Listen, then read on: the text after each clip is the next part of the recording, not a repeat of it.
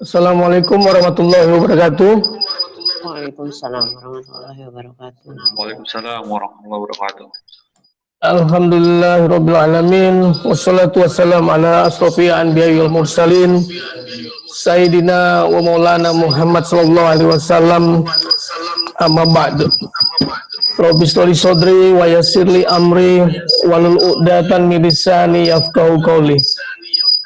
La ilaha illa anta subhanaka inni kuntu minaz zalimin. Bismillahirrahmanirrahim. La yadurru ma ismihi syai'un fil ard wala fis samai wa huwas samiul alim. Rabbi zidni ilma warzuqni fahma. Ustadz Profesor Dr. Abdul Somad LCMA yang kami hormati, beserta seluruh para alumni Universitas Pancasila yang berbahagia. Alhamdulillah pada hari ini kita dapat mengikuti bersama tausiah bersama Ustadz Abdul Somad dengan tema kiat meningkatkan iman dan takwa dalam ibadah di era new normal.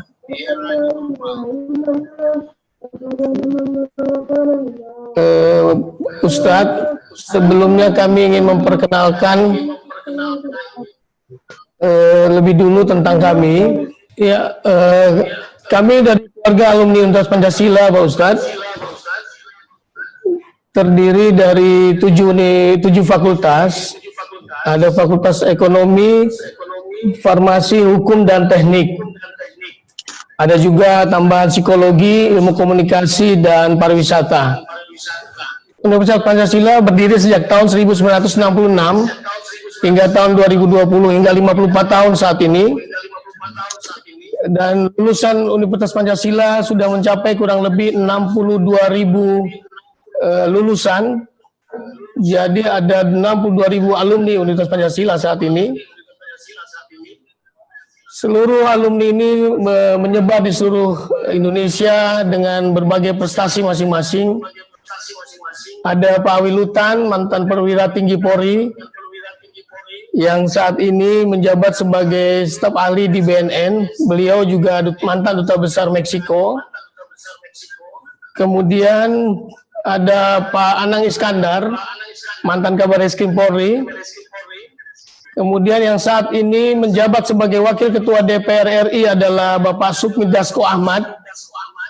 Dan ada juga alumni kita yang anggota BPK RI, Bapak Hasanul Kosasi.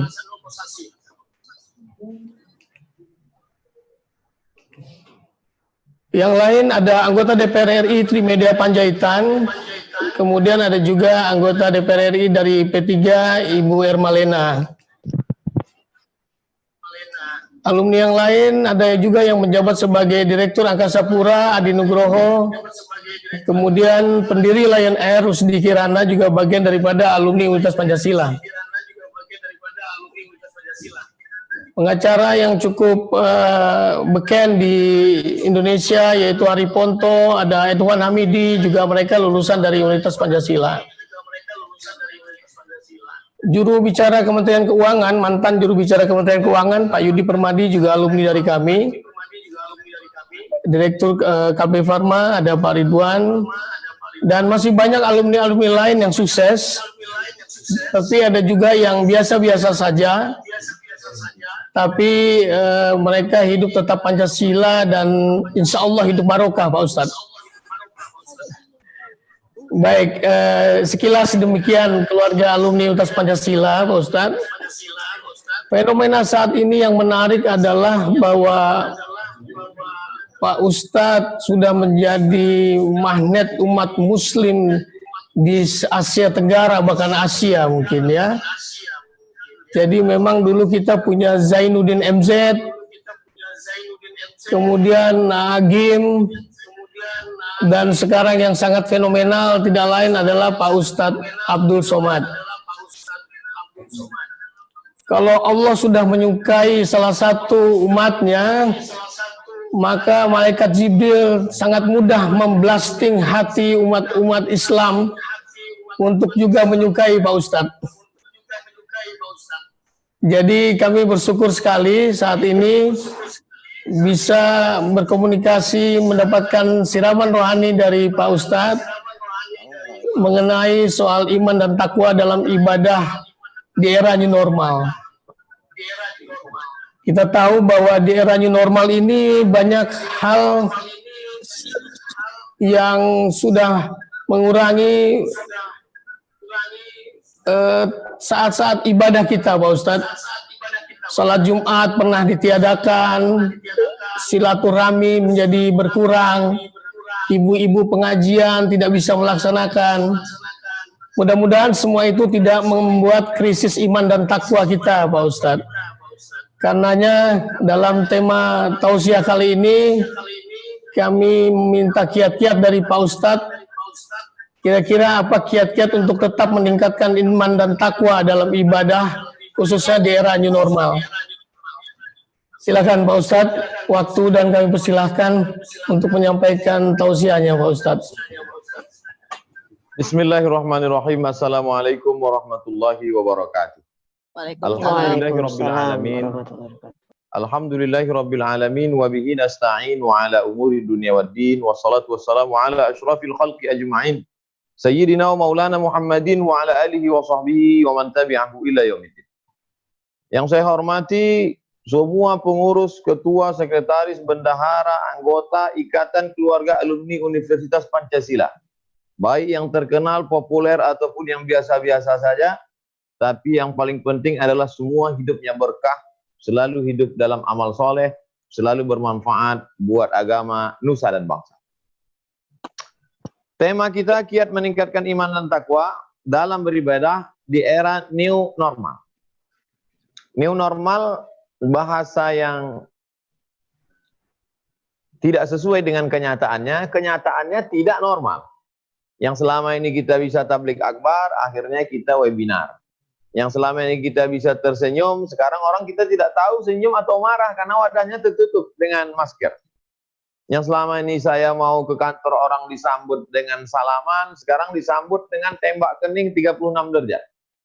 Yang selama ini kita bisa bertegur sapa, bersalaman, selama ini kadang saya udah mengulurkan tangan karena segan, rupanya dia sambut pula dengan salam namaste dari India. Artinya kita tidak normal. Nah, saya mau mengatakan terserah mau pakai tidak normal ini apakah new normal, apakah PSBB, apakah lockdown, apakah mengurung diri, apakah mengunci diri, yang jelas bahwa kita tidak normal. Lalu bagaimana pada saat tidak normal kita meningkatkan iman dan takwa? Sekarang kita lihat perjalanan nabi-nabi. Nabi Musa alaihissalam hidupnya normal. Dia punya ayah angkat Fir'aun, dia punya ibu angkat Asia, tinggalnya di istana, hidupnya normal. Sampai akhirnya suatu hari dia melihat ada dua orang sedang bertengkar, berkelahi. Dia pisah, jangan kelahi. Tapi karena orang dua ini bandel, fawakazahu Musa. Musa meninju salah satunya. Begitu dia tinju, mati yang ditinju itu. Akhirnya mau tidak mau Nabi Musa harus menjalani hidup new normal. Dia lari dari istana Firaun. Lalu kemudian dia hidup, melockdown diri, PSBB, putus kontak dengan orang, new normal. Di saat new normal itu perenungan panjang. Di saat new normal sebenarnya kita sedang berhenti dari putaran yang tak berhenti, putar sampai kita tidak tahu hidup ini mau kemana. Maka ada kalanya kita dihentikan sejenak. Hanya saja selama ini kadang berhentinya itu personal. Ada yang berhenti karena anaknya meninggal. Ada yang berhenti karena ditipu orang. Ada yang berhenti karena tsunami. Ada yang berhenti karena gempa bumi. Ada yang berhenti karena gunung meletus. Tapi baru kali ini terjadi pemberhentian skala internasional universal sekali waktu. COVID-19 penyebabnya. Tapi sebenarnya hakikat di balik itu semua adalah Allah Subhanahu wa taala. Nabi Musa alaihissalam dijadikan Allah Subhanahu wa taala ada sesuatu situasi kondisi tidak normal untuk supaya berpikir panjang. Nabi Muhammad sallallahu alaihi wasallam, istrinya bisnismen Khadijah, dia sendiri pelaku bisnis. Lalu kemudian dia punya anak, punya keluarga normal, disenangi oleh orang Makkah. Semua orang Makkah menggelar dia Al-Amin, orang paling jujur di antara orang Makkah. Tapi kemudian terjadi new normal. Usia 38, usia 39, usia 40, dia naik ke Jabal Nur. Tahannus, menyendiri di atas Jabal Nur. New normal. Dia mengunci dirinya. Apakah itu lockdown, apakah itu PSBB, tapi yang jelas pada saat mengurangi interaksi sosial, saat itu kita sebenarnya dalam perenungan panjang. Jadi kalau ada orang Islam, new normal ini malah dia stres, depresi, maka sesungguhnya dia tidak mengerti ajaran ini. Di saat kita sholat sebenarnya kita sedang memutus hubungan sejenak dengan manusia, kita bermanis-manis, bernikmat-nikmat, bernyaman-nyaman, bertenang-tenang, berkhusyuk-khusyuk dengan Allah. Allahu Akbar. Tapi cuma 5 menit, 10 menit. Di saat 11 bulan sibuk makan ini, makan itu, pesta kuliner, ada Allah buat lockdown kah namanya, PSBB kah namanya, new normal kah namanya, tapi tidak normal 1 bulan. Jangan makan ini, jangan minum ini, jangan ngomong ini, jangan ini, jangan ini. Yang halal-halal. Maka sebenarnya di balik itu adalah kita sedang menemukan titik balik. Kita dihadapkan pada sesuatu yang tidak normal supaya kita berpikir secara normal.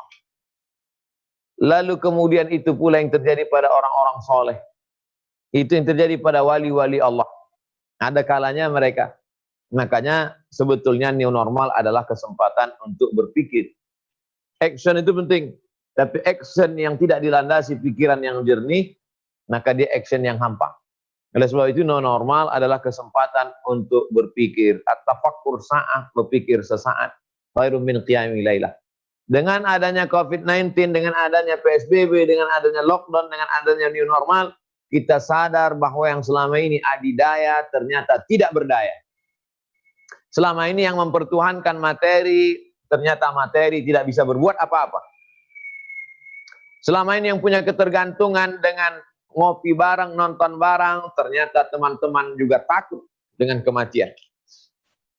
Setiap pertemuan selalu beralasan, jangan-jangan dia bawa virus. Jangan-jangan tangannya ada mengandung virus. Hari ini kita sedang disadarkan bahwa teman-teman yang hebat-hebat, yang kaya-kaya, yang punya jabatan-jabatan, tidak ada satupun yang kebal COVID-19. Betapa tidak berdayanya kita. Betapa tak bernilainya S1, S2, S3, jabatan, harta, kekayaan, martabat, harkat yang diagungkan, dimuliakan orang. Betapa bapak dokter yang hebat-hebat, gugur meninggal dunia, semoga menjadi syuhada. Oleh sebab itu, kalau ada yang mengaitkan bagaimana meningkatkan iman dan takwa di era new normal, wajib new normal. Saat tenang, saat bersunyi-sunyi, saat menyepikan diri untuk memikirkan ke depan kita ini akan kemana, selama ini kita buat apa aja, terus setelah ini kita akan meninggalkan apa untuk dunia, dan sudah sebanyak apa manfaat dan sudah banyak apa pula mudarat yang kita timbulkan. Oleh sebab itu new normal salah satu cara untuk membangkitkan lagi kekuatan kedekatan dengan Allah Subhanahu wa ta'ala. Karena tak ada tempat bergantung, la haula wala quwata illa billah. Kalau mau tahu rasanya, coba temu dialog dengan teman-teman yang pernah kena ODP. Kalau mau tahu rasanya, jumpai pasien COVID yang sudah sembuh. Gimana sih rasanya menunggu penantian sembuh atau tidak, hidup atau mati. Maka di situ kita akan, tapi biasanya kata-kata tidak bisa masuk ke dalam rasa, rasa tak bisa terwakili oleh kata. Ada juga sebagian orang tak bisa mendengar penjelasan, nunggu dia betul kena, barulah dia rasakan. Tapi kita tidak demikian. Kita tidak mau setelah kena baru penyesalan panjang. Kita ingin mengambil pelajaran dari orang banyak. New normal meningkatkan imun. New normal menaikkan iman. Kalau iman takwanya kuat, imunnya naik. Kalau imunnya naik, maka insya Allah virus tidak akan bisa menyerang. Karena tubuhnya sendiri mengeluarkan penangkal anti virus. Maka insya Allah dia pun sehat. Berapa banyak orang yang terkena virus? Sampai hari ini belum ada lagi obatnya. Tapi kenapa dia sembuh? Karena tidak lain tidak bukan, tubuhnya sendiri yang memproduksi itu. Kemarin saya baru saja tausiah di rumah sakit. Kata Pak Dokter, Ustadz Somad, sampai sekarang antivirus ini belum ada. Sampai sekarang satu-satunya orang hanya bisa cuci tangan. Tapi mungkin orang lupa Ustadz Somad, bahwa cuci tangan atau menggunakan hand sanitizer itu membunuh bakteri, tapi tidak membunuh virus. Loh, virus tak mati Pak Dokter? Tidak Ustadz Somad. Lalu apa yang bisa membuat dia mati? Dia bisa mati kalau tidak makan. Kalau orang tidak makan akan mati. Virus juga kalau tidak makan akan mati. Apa makanannya Pak Dokter? Makanan virus adalah gula. Kalau begitu rendahkan gula, kadar gula pada tubuh, virus akan mati. Gimana cara menurunkan gula itu Pak Dokter? Puasa sunat Pak Ustadz. Itulah yang Ustaz ceramahkan selama ini. Puasa sunat di bulan Syawal 6 hari. Puasa sunat di bulan Zulqa'dah 1 bulan bagus puasa. Zulqa'dah, Zulhijjah, Muharram, Rajab. Zulqa'dah, Zulhijjah, Muharram, Rajab, 4 bulan haram. Apalagi nanti pada hari Rabu tanggal 1 Zulhijjah. Nabi SAW melaksanakan puasa. Maka puasa ini amat sangat baik. Yang selama ini berpuasa istiqamah. Dari mulai tanggal 22, 23, 24, 25, 26, 27, 28, 29. 30, 9 hari. Nabi SAW menurut riwayat Hafsah radhiyallahu anha tidak pernah meninggalkan puasa 10 hari di awal Zulhijjah.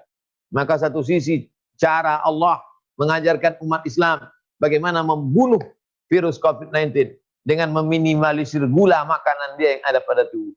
Semakin bertambah keyakinan kita tentang kebenaran Islam, bahwa Islam ini bukan akal manusia, tapi dia wahyu dari Allah Subhanahu wa taala. Oleh sebab itu, Allah berjanji sanurihim ayatina fil afaq. Kami akan tunjukkan kebenaran ayat-ayat tanda kebesaran kami di atas muka bumi, di atas langit, di dalam diri manusia. Hatta yatabayyana, sampai jelas annahul haq, bahwa agama ini benar datang dari Allah Subhanahu wa taala. Lalu kemudian setelah imannya naik, takwatnya kuat, disebabkan oleh new normal, bagaimana dengan ibadah? Apa tanda iman meningkat? Ibadahnya naik. Kalau ada orang ngomong ibadah meningkat, tapi imannya meningkat, ibadahnya begitu-begitu aja, berarti bohong. Karena kalau imannya naik, pasti meningkat. Buktinya apa? Ketika kita selesai takziah melihat orang meninggal, mulai ingat tahajud malam. Ketika kita baru saja melihat orang cuci darah, mulai zikirnya banyak. Ketika melihat bagaimana orang kesakitan, kebakaran, kena musibah mati, mulai dia mau mewakafkan tanah, berimpak, berzakat, bersedekah. Itu menunjukkan kalau iman kuat, otomatis ibadah meningkat. Iman itu di dalam, tidak nampak. Tapi kalau yang dalam baik, anggota tubuh ikut menjadi baik. Kalau iman kuat, lidah berzikir, akal berpikir, anggota tubuh akan beramal. Kalau iman lemah, mulut menggumam, ngedumel, mencaci maki, sumpah serapah, ngeyel, anggota tubuh melakukan perbuatan dosa. Ala fil jasadi mudghah. Ketahuilah di dalam badanmu itu ada segempak, ada segumpal, ada sekepal. Idza salahat salahal jasadu kulluh, kalau dia baik, seluruh tubuh ikut menjadi baik. Wa idza fasadat, kalau dia rusak, fasadal jasadu kulluh, seluruh tubuh ikut menjadi rusak. Oleh sebab itu, seorang muslim mesti yakin dengan COVID-19, ambil hikmahnya. Asa antakrahu syai'an wa huwa khairul lakum. Boleh jadi kamu benci pada sesuatu, tapi justru ada kebaikan di dalamnya. Asa antakrahu syai'an wa yaj'alallahu fi khairan katsira. Boleh jadi kamu benci sesuatu, tapi sebenarnya di balik kebencian itu banyak kebaikan yang bisa kamu ambil. Yang selama ini sibuk mengejar dunia, ternyata dunia tak bisa berbuat apa-apa setelah kau dapatkan. Yang selama ini sibuk mengejar karir, ternyata karir hanya bisa dijadikan sebagai sarana untuk mencari ridha Allah. Hanya sampai di situ. Lebih dari itu sebenarnya kita tak punya kuasa, kita tak punya daya, tak punya apa-apa. Syukur alhamdulillah bahwa di balik musibah itu masih sempat membuat kita berakal. Selama ini akal ada, tapi kita tak punya waktu untuk menggunakannya. Selama ini hati ada, tapi kita tak punya cukup waktu untuk memakainya. Hari ini akal ada, hari ini hati ada, hari ini waktu ada, kita manfaatkan, merenung. Dengan merenung iman menjadi kuat, dengan iman kuat takwa menjadi hebat, dengan takwa hebat amal ibadah menjadi meningkat. Maka berhasillah kita melalui ujian ini. Kalau orang sudah lulus ujian, insya Allah lulus ujian tesis master, lulus ujian disertasi doktor, lulus ujian hidup, ada tempat yang dijanjikan Allah. Asa iya ba'atsaka rabbuka maqaman mahmuda, ditempatkan Allah di tempat yang terpuji, diberikan Allah ketenangan batin, diberikan istiqamah, dan mati dalam husnul khatimah. Saya kira sebagai pengantar dialog kita petang ini bersama keluarga besar alumni Universitas Pancasila, saya amat sangat senang bisa berada di tengah Bapak, Ibu, Tuan, Puan sekalian. Maka kita lebih banyak berdialog interaktif. Saya kembalikan kembali kepada moderator. Mohon maaf. Wassalamualaikum warahmatullahi wabarakatuh. Warahmatullahi wabarakatuh. Terima kasih Prof. Kami biasanya memanggil Prof daripada Ustadz kalau untuk di tingkat akademisi ini Prof. Masya Allah. Jadi Saya ini sebenarnya agak cemburu dengan Pak Ustadz Somad ini. Karena istri saya itu dari mulai subuh, Pak Ustadz, sambil masak dia dengarkan YouTube-nya Pak Ustadz. Kemudian pada saat mau berangkat ke kantor di rumah, dia dengarkan YouTube-nya Pak Ustadz. Sampai di rumah dia mau tidur, dia dengarkan lagi YouTube-nya Pak Ustadz. Sampai kalau saya datang ke rumah, dia sudah tertidur, YouTube-nya Pak Ustadz masih menyala itu Pak Ustadz. Kadang saya berpikir, memang di era new normal ini, banyak sekali orang yang memanfaatkan situasi dengan menonton YouTube, menambah keimanan dengan mendengarkan tausiah-tausiah dari Pak Ustadz. Yang menjadi pertanyaan saya pertama Pak Ustadz mengenai sholat berjamaah di masjid dengan berjarak. Di satu sisi hadis mengatakan kita mesti merapatkan diri di dalam sholat. Kemudian kalau ada pandemi kita sebaiknya menghindar. Lantas di new normal ini mana yang lebih tepat Pak Ustadz? Tetap sholat berjamaah berjarak ataukah tetap sholat di rumah Pak Ustadz? Terima kasih. Mungkin pertanyaan pertama itu dulu Pak Ustadz. Baik. Yang pertama, saya memohon maaf kepada suami-suami yang istrinya selalu mengikuti tausiah pagi, petang, siang, dan malam, termasuk Pak Moderator. Tapi insya Allah, kalau ibu-ibu itu mengikuti apa yang saya sampaikan, mereka akan menjadi ibu-ibu yang baik, menjaga anak-anaknya, mendidik anak-anak mereka. Saya tidak pernah merasa menceramahi ibu-ibu. Saya tidak pernah merasa menggurui ibu-ibu. Kalau saya sedang tausiah, saya merasa sedang bercerita di depan almarhumah ibu saya. Karena dulu ketika saya masih kecil, sholat Jumat, pulang Jumat, hari ini hari Jumat, tak pernah saya lupakan untuk membacakan surat Al-Kahfi, surat Yasin, dan Al-Fatihah untuk almarhumah. Untuk almarhum orang tua. Maka selalu pada hari Jumat saya pulang, ibu saya bertanya, apa cerita khotib tadi? Di situ saya bercerita, kata khotib itu begini, begini, begini. Sekarang juga begitu. Makanya banyak ibu-ibu merasa Ustadz cerita saja. Dan kami mendengar cerita Ustadz. Saya tidak pernah menyuruh orang, saya tak pernah mendikte orang, saya tak pernah menjudge orang. Saya hanya bercerita tentang apa yang pernah saya baca, tentang apa yang pernah saya dengar, tentang apa yang pernah saya terima dari guru-guru saya. Mudah-mudahan bermanfaat untuk dunia akhirat dan kita dijadikan hamba-hamba yang istiqomah. Amin ya rabbal alamin. Yang kedua, menyikapi bagaimana ibadah, kita mesti mengerti mana rukun, mana syarat, mana wajib. Mana rukun, mana syarat, mana wajib. Mana sunat, mana mubah, mana makruh. Rukun, syarat, wajib, sunat, mubah, makruh. Apakah merapatkan shaf itu rukun? Bukan. Apakah merapatkan shaf itu syarat? Bukan juga. Apakah merapatkan shaf itu wajib? Bukan. Maka dia adalah sunnah. Sawu sufuf, luruskan shaf, rapatkan shaf. Inna taswiyatas sufuf min tamamis shalah. Merapatkan dan meluruskan shaf itu bagian dari kesempurnaan salat. Itu pada saat normal. Maka pada saat tidak normal seperti sekarang, ada wabah COVID-19, ada penyebaran penyakit, maka sholat dengan tidak merapatkan shaf, tidak terkait dengan rukun, tidak terkait dengan wajib, tidak terkait dengan syarat. Maka orang sholatnya tetap sah. Hanya kalau ketika suasana normal, maka dia mesti rapatkan. Karena itu terkait dengan kesempurnaan sholat.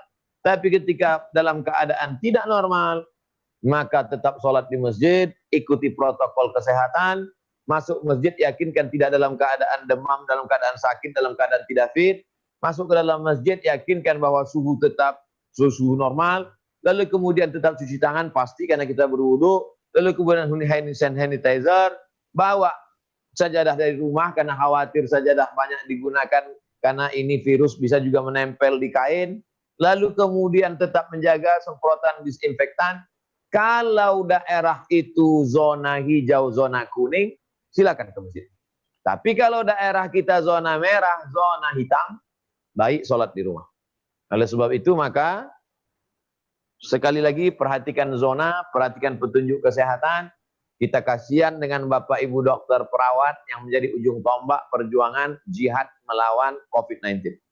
Jadi saya kira jelas tentang masalah saf. Silakan sholat ke masjid. Jangan khawatir tentang sah tidak sah. Karena pemerintah Mesir memakai pendapat ulama Al-Azhar tempat kami belajar. Di bulan Ramadan kemarin di Masjid Al-Azhar, guru-guru besar para syekh di Al-Azhar melaksanakan sholat qiyamul lail malam berjarak. Itu meyakinkan kami sebagai alumni Azhar, tempat kami menimba ilmu, bahwa sholat berjarak itu sah. Karena dilaksanakan di Al-Azhar Mesir, tempat guru-guru kami. Dilaksanakan juga di Masjidil Haram dengan berjarak. Kenapa? Karena syiar sholat berjamaah tak boleh ditinggalkan. Tapi untuk menjaga keselamatan dari kematian juga wajib hukumnya. Maka win-win solution jalan tengahnya adalah tetap ke masjid, tapi tetap dengan jaga jarak. Demikian Pak Moderator. Terima kasih Prof. Untuk selanjutnya kami beri kesempatan kepada para alumni, sahabat-sahabat alumni yang ingin bertanya. Mungkin bisa dimulai dari yang berada di dalam ruangan ini, Pak Bambang. Mic-nya bisa tolong.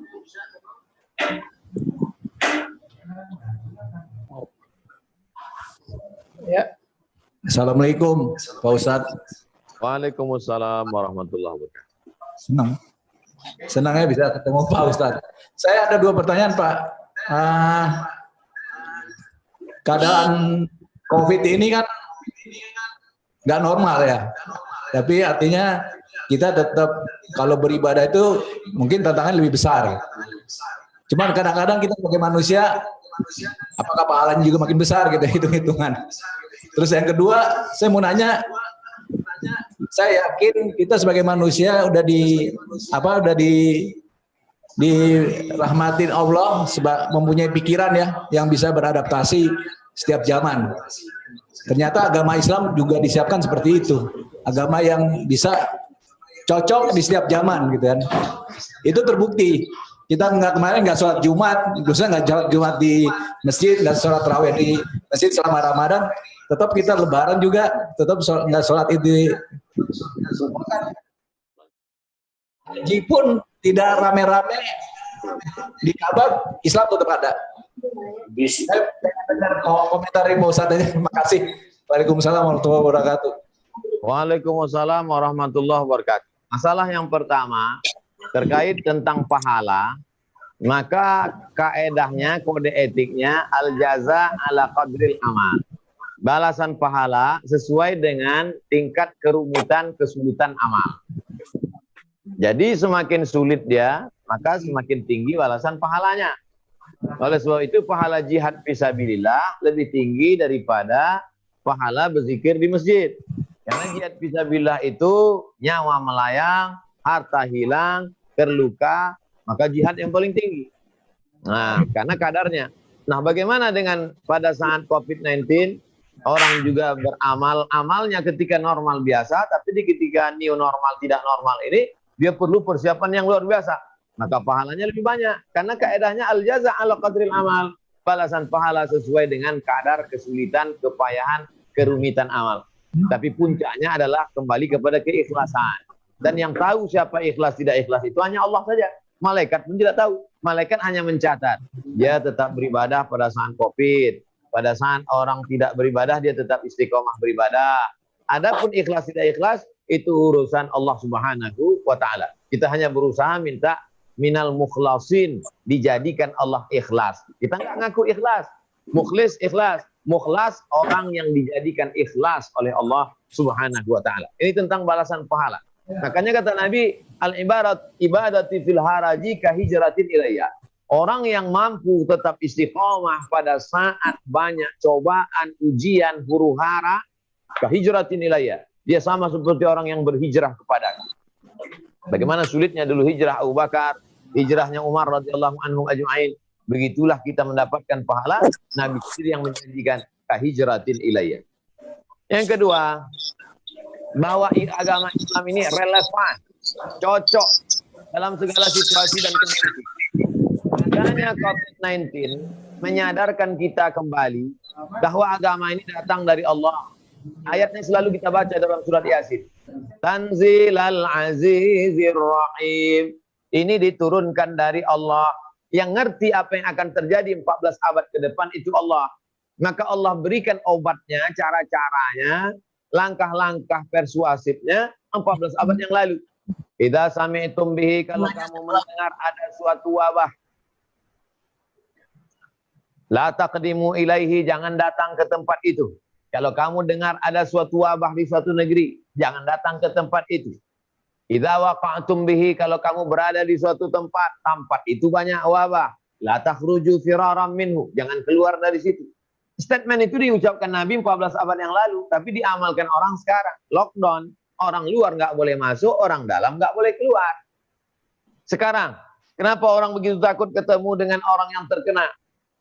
Dari mana? Dari hadis Nabi. Firra minal majzum, firaraka minal asad. Larilah engkau dari penyakit menular seperti lari dari singa.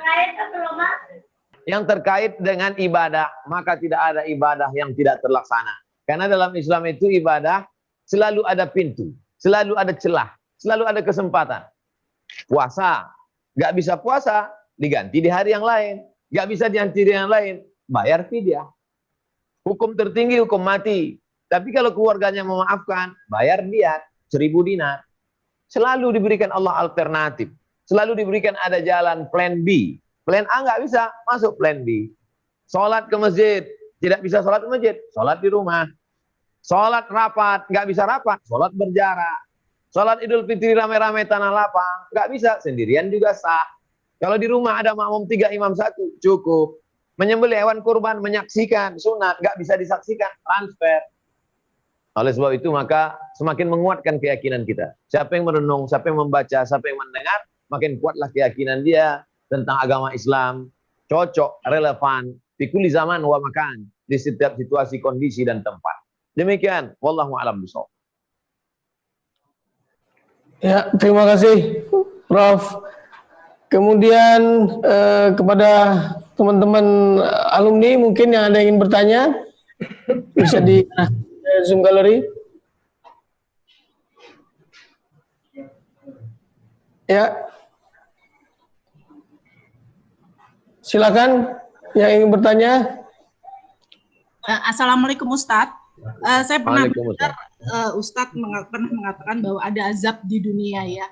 Jadi azab itu orang itu bahagialah di dunia. Misalnya dia tidak pernah menjalankan kewajiban-kewajibannya, tapi dia dalam hal rezeki dia baik atau apalah.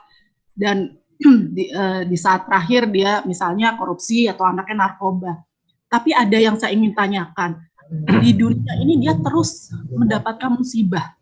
Jadi ya sakit lah, ya ini, atau terakhir itu rumahnya terbakar. Yang terus, tapi saya tahu bahwa keluarga itu tuh dalam hal sholatnya bagus, saya tahulah semuanya. Itu apa bedanya? Jadi saya nggak ngerti dimaksud dengan azab dan musibah, Ustadz. Ini mohon penjelasannya, Ustadz. La yusibul mu'min min nasabin wala wasabin wala saqamin wala syaukin. Ada orang yang risau, gundah gulana, sakit, duri menusuk tapak kaki, illa kafarallahu anhu bihi sayyi'at. Allah sedang menghapuskan dosa-dosanya. Ini yang pertama. Apapun yang sedang kita alami, maka dia menghapuskan dosa-dosa. Yang kedua, bagaimana dengan orang yang tidak pernah buat dosa? Kalaupun ada dosanya sedikit, kenapa tetap juga datang kesulitan dalam hidupnya? Maka ini adalah ujian.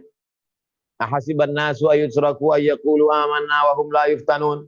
Apakah manusia itu menyangka dia dibiarkan begitu saja mengatakan kami beriman padahal belum ada ujian? Kalau yang pertama tadi menghapus dosa, yang kedua ini adalah ujian. Kalau dia lulus ujian, naik tingkatan. Yang ketiga, Allah sudah tempatkan dia di surga paling tinggi. Tapi amalnya kurang. Bagaimana cara supaya grade-nya lengkap? Dia sudah mau naik gelar lektor kepala. Tapi setelah dilihat kumnya kurang. Bagaimana cara menggenapkan kumnya ini? Maka Allah berikan dia sesuatu yang sulit. Kalau dia lulus itu, maka dia menempati tempat itu.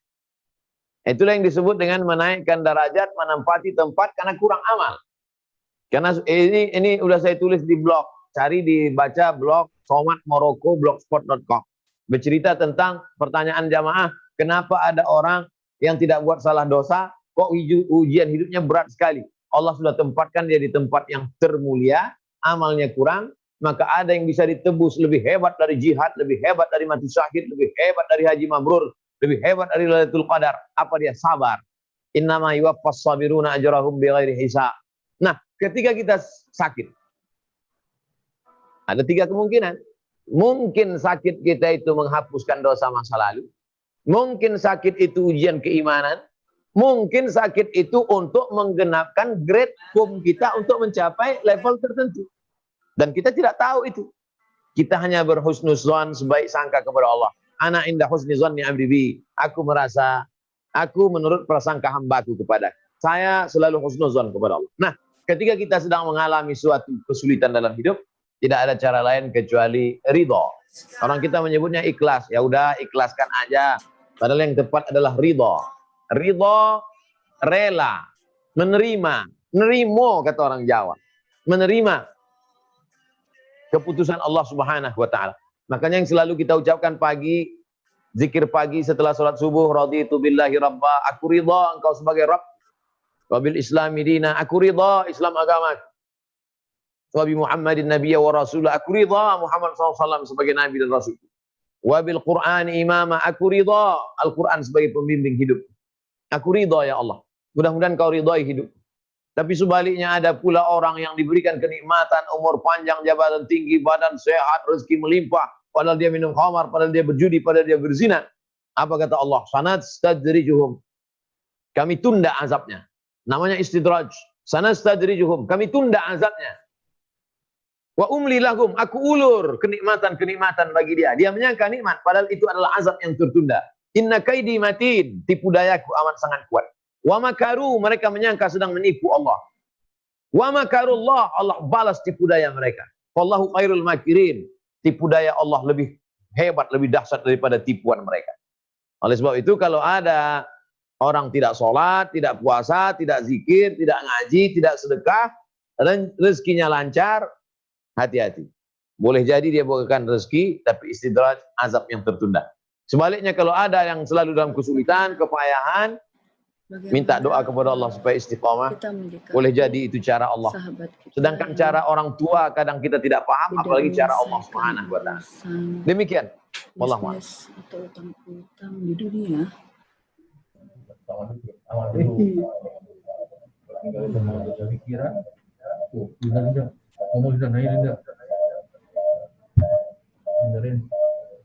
Ya. Assalamualaikum. Waalaikumsalam warahmatullahi wabarakatuh. Izin bertanya Pak Ustadz. Baik. Saya perkenalkan, nama saya Imam Cahyadi. Ya, Pak Imam. Alumni Fakultas Ekonomi. Masya Allah. 2 minggu lagi Pak Ustadz, yang saya hormati dan saya banggakan, akan kita jelang hari Idul Adha. Ada banyak cara orang untuk berkurban yang dilaksanakan. Yang saya tanyakan, apakah dibenarkan berkurban dengan mengumpulkan uang satu kelas, lalu dijadikan satu kurban sapi atau satu kurban kambing? Apakah itu dibenarkan?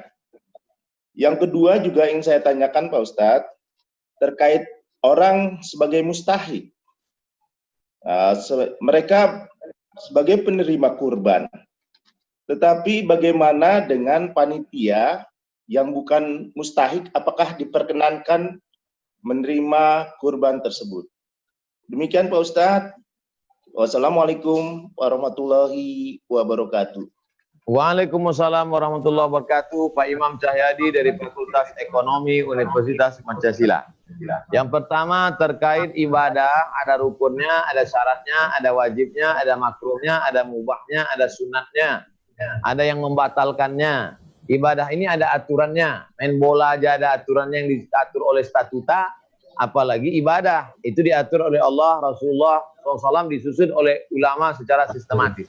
Nah, kurban ini ada kurban level paling tinggi. Dilaksanakan Nabi sendirian 100 ekor onta. Nabi menyembelih 63 ekor, disembelih oleh Sayyidina Ali 37 ekor. Tapi semuanya milik Nabi sendirian. Jadi kalau ada orang kaya di Indonesia sendirian menyembelih 100 ekor sapi limosin sesuai dengan yang dibuat Nabi, 100 ekor onta sendirian. Ini paling tinggi, level VVIP. Yang nomor 2, naharna ma'an Nabi SAW amal Hudaybiyah. Kami berkurban bersama Nabi Muhammad SAW pada tahun Hudaybiyah tahun ke-6 Hijrah. 1 ekor onta badanah, 1 ekor onta an sab'in. 7 orang seekor onta. 7 orang 1 ekor onta. Ini level 2. Level yang paling bawah, level paling rendah, 1 kepala rumah tangga. 1 kepala rumah tangga berkurban, maka sudah masuk di dalamnya istrinya, anaknya, dan orang yang ada di rumah itu. Tapi ketika 1 kelas yang terdiri dari 30 orang iuran membeli seekor kambing, maka tidak ada tuntunannya. Tapi jangan sampai yang sudah dilakukan ini dihentikan, karena ini juga peluang untuk menolong saudara kita. Win-win solution, jalan tengah. Anak-anak 1 kelas ngumpulin uang cukup untuk seekor kambing. Ketika penyembelihan kambingnya tetap atas nama 1 orang. Siapa yang berkurban? Wali kelasnya. Anak-anak murid kumpulkan uang. Nanti pas penyembelihannya, Bismillahirrahmanirrahim, Allahu Akbar, Allahumma taqabbal min wali kelas Pak Fulan bin Fulan. Anak-anak kepada wali kelasnya terhitung sebagai sedekah. Sedangkan wali kelasnya terhitung sebagai dia sudah mengajarkan kebaikan ke anak-anak. Tapi pahala kurbannya dia sudah berkurban. Nah, ini jangan 1 kelas lalu kemudian kurban 1 kelas. Nah, maka itu tidak ada tuntunannya. Demikian tentang jumlah orang. Saya sebutkan 3 level A, B, C.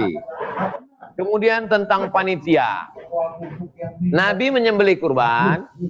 Setelah Nabi menyembelih kurban, Nabi memakan hati hewan kurbannya. Ini yang paling afdal. Makan hatinya saja. Setelah hatinya dimakan, dagingnya wa at'imul ba'isal faqir, bagi ke fakir miskin semua. Ini yang paling afdal. The best. Bagi semua ke fakir miskin. Cara kedua, tulusan 1/3 untuk yang berkurban, 1/3 untuk kerabat, sahabat, tetangga, 1/3 untuk fakir miskin. 1/3 yang berkurban, 1/3 sahabat, kerabat, tetangga, 1/3 fakir miskin. Oleh sebab itu tidak ada panitia. Maka ketika panitia itu ikut, panitia sesungguhnya sebagai relawan. Maka panitia kalau tidak sanggup sebagai relawan, jangan ikut. Karena nanti dia hanya akan dapat dosa saja. Anda sanggup jadi relawan, sanggup. Nggak dapat apa-apa, oke. Tapi ada 2 yang mesti digaji. Tukang jagal, tukang kulit. Karena mengkuliti ini berat. Tukang jagal dengan tukang kulit itu mesti diupah. Upahnya dari mana? Makanya akad uang kurban itu, saya berkurban 2,5 juta sekaligus biaya operasional tunai. Sisa uang itulah dipakai untuk transportasi membawa lembu kambing, untuk menjaga 2-3 malam menjelang pemotongan, sekaligus biaya operasional, termasuk diantaranya tukang jagal dan tukang kulit. Wallahu a'lam bishawab. Terima kasih Pak Ustaz. Barakallah.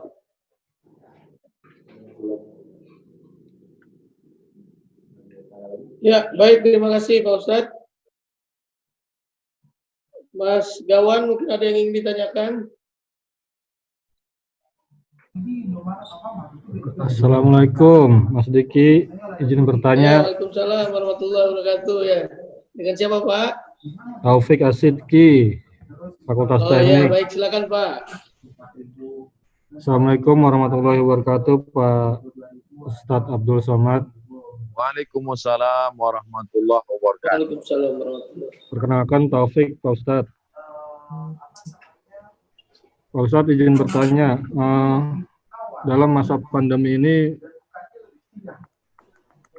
banyak ibadah-ibadah yang awalnya kita lakukan secara rutin dan secara berjamaah, tapi saat ini sudah mulai berkurang gitu ya. Nah, yang ingin saya tanyakan adalah gimana caranya meningkatkan kembali aktivitas-aktivitas sholat berjamaah di lingkungan kita gitu. Karena banyak tetangga kita sekarang itu sifatnya sudah individualis secara beribadah gitu. Itu yang pertama. Yang kedua, mohon sampaikan pada kami, pada saya terutama, ciri-ciri orang yang taubatnya diterima oleh Allah Subhanahu wa Ta'ala. Demikian, Pak Ustadz. Wassalamualaikum warahmatullahi wabarakatuh.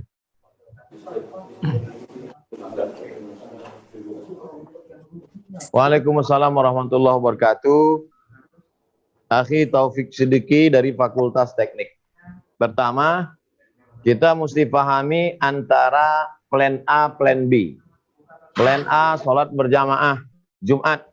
Nggak bisa plan A karena satu dan lain hal, sholat Jumat diganti jadi sholat zuhur. Plan A, puasa. Nggak bisa puasa, plan B, qadha diganti di hari yang lain.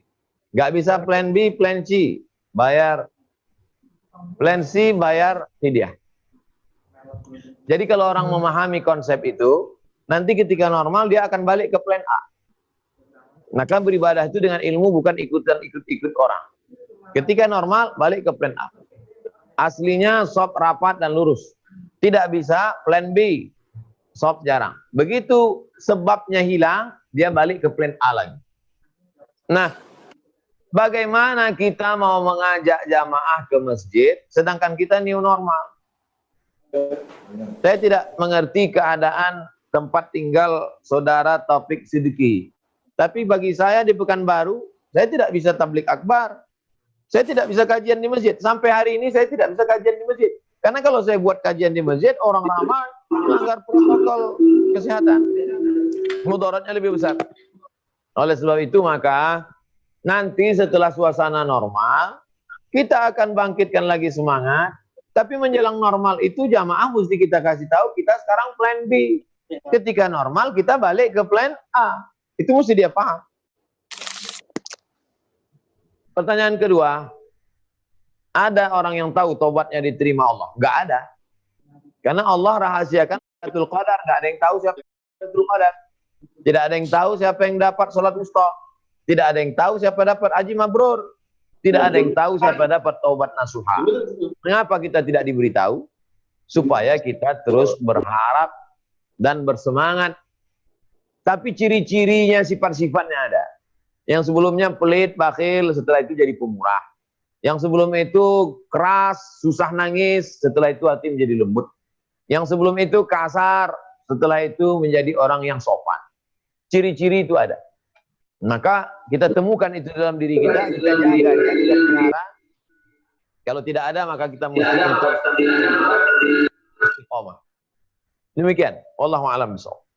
Terima kasih Pak Ustadz. Assalamualaikum warahmatullahi wabarakatuh. Waalaikumsalam warahmatullahi wabarakatuh. Ya, terima kasih Prof. Masih ada waktu kita ya Prof untuk tanya jawab.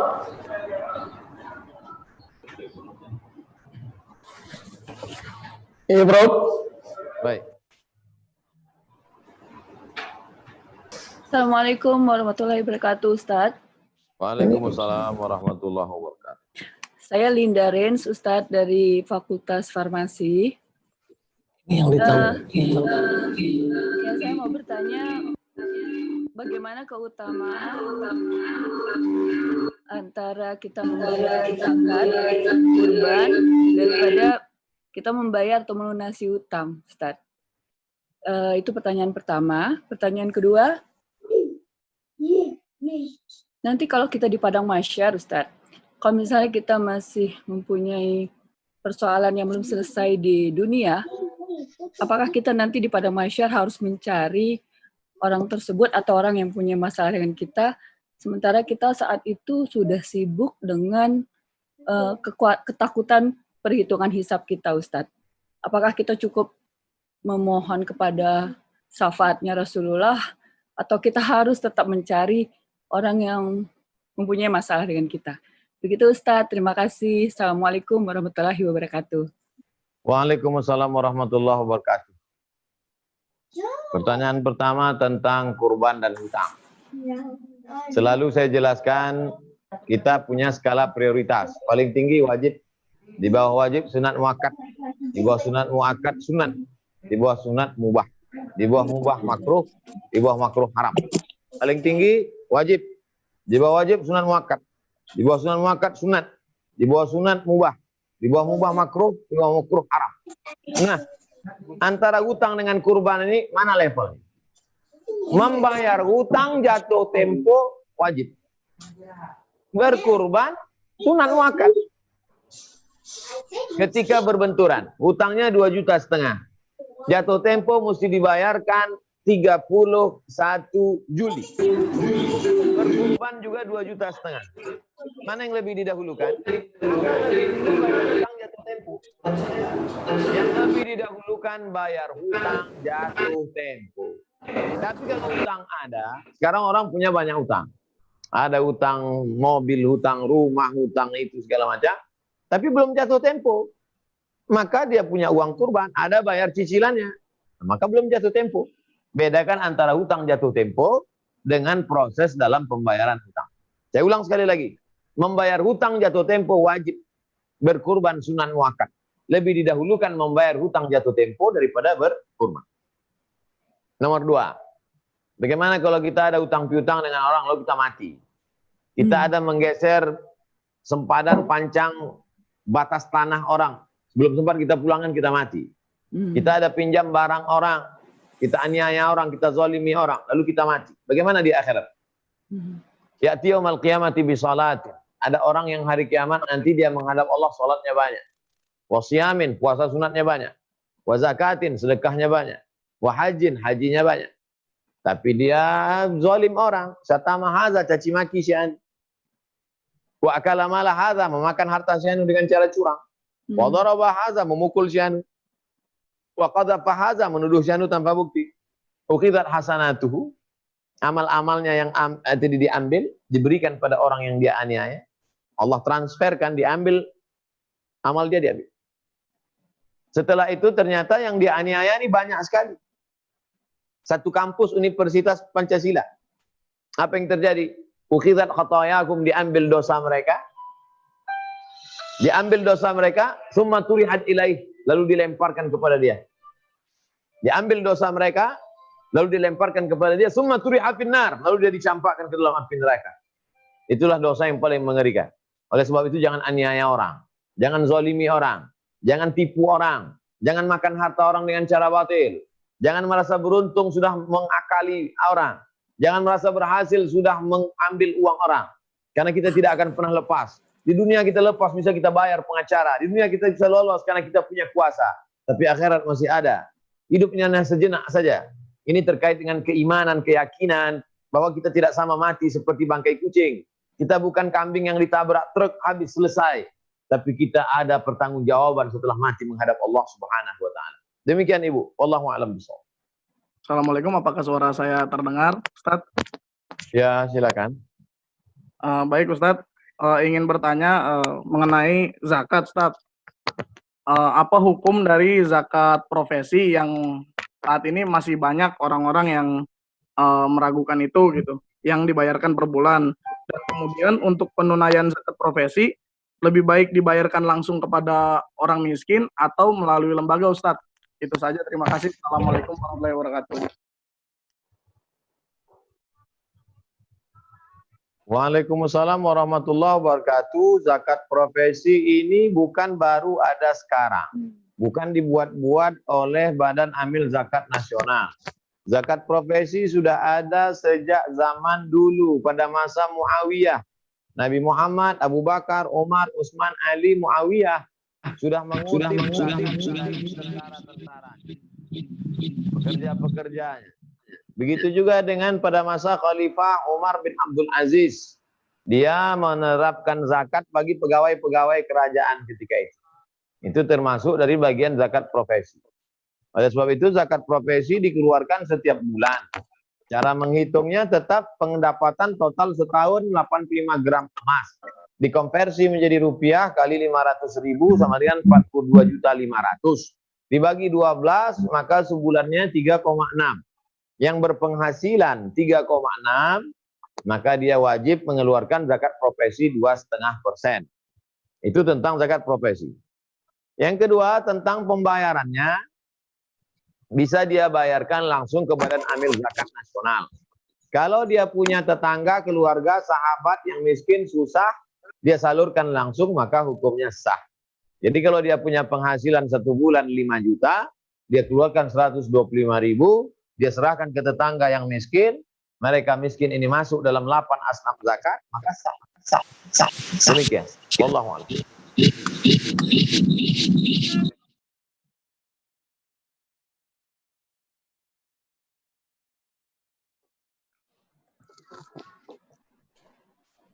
Terima kasih Prof.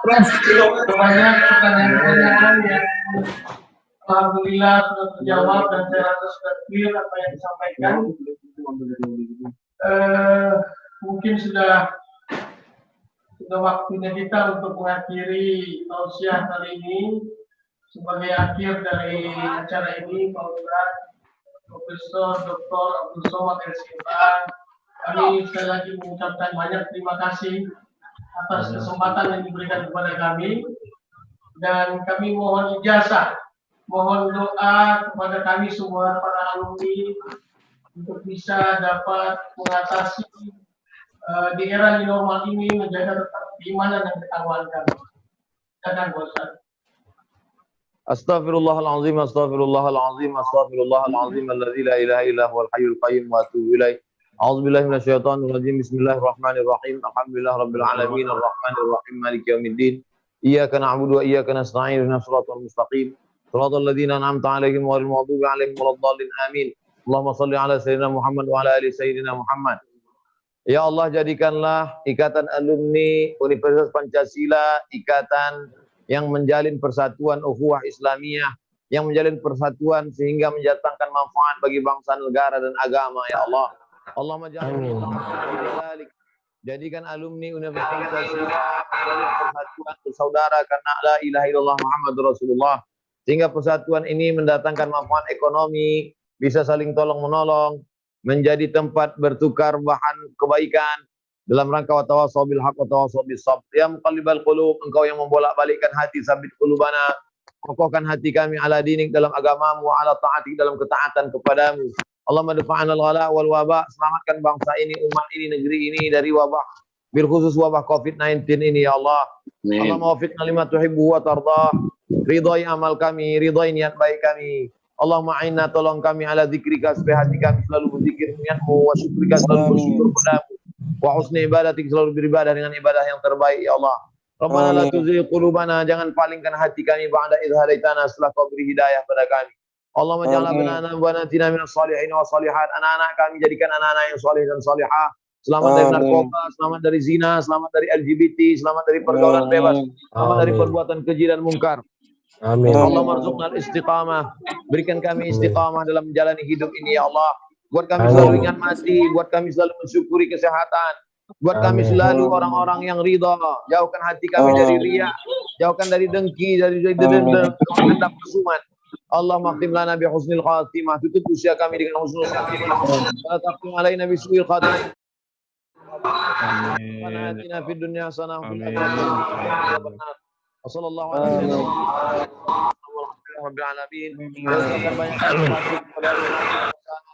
Ikatan alumni Universitas Pancasila dimanapun berada, semoga kita tetap menjalin dalam kebaikan. Mohon segala kekhilafan. Terima kasih atas segala kebaikan. Wassalamualaikum.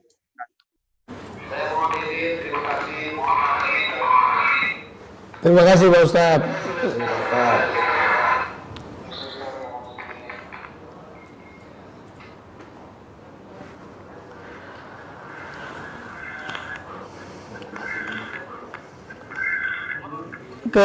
Buat bisa kembali ke anu Mas, screen view, gallery view. Ya, kepada teman-teman alumni, saya mohon maaf yang sebesar-besarnya. Gallery view Mas. Kami mohon maaf yang sebesar-besarnya karena acara ini agak sedikit ada gangguan beberapa teknis baik soal waktu pelaksanaan maupun soal teknis di studio. Tapi mudah-mudahan ini menjadi pembelajaran buat kami di keluarga di PP KAUP untuk memperbaiki kembali acara-acara seperti ini dan mempersiapkannya dengan lebih baik. Terima kasih. Ya, sekali lagi saya mohon maaf bahwa ya, terima kasih Mbak Lucy. Saya sekali lagi mohon maaf bahwa persiapan pelaksanaan ini sepertinya berjalan ada gangguan-gangguan teknis, kemudian soal alur trafiknya juga kurang kami persiapkan dengan baik. Sekali lagi kami mohon maaf, tapi insya Allah ini menjadi pembelajaran dan kita akan perbaiki lagi di bulan-bulan berikutnya.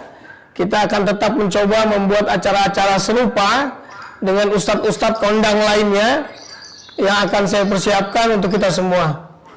Sekali lagi terima kasih. Assalamualaikum warahmatullahi wabarakatuh.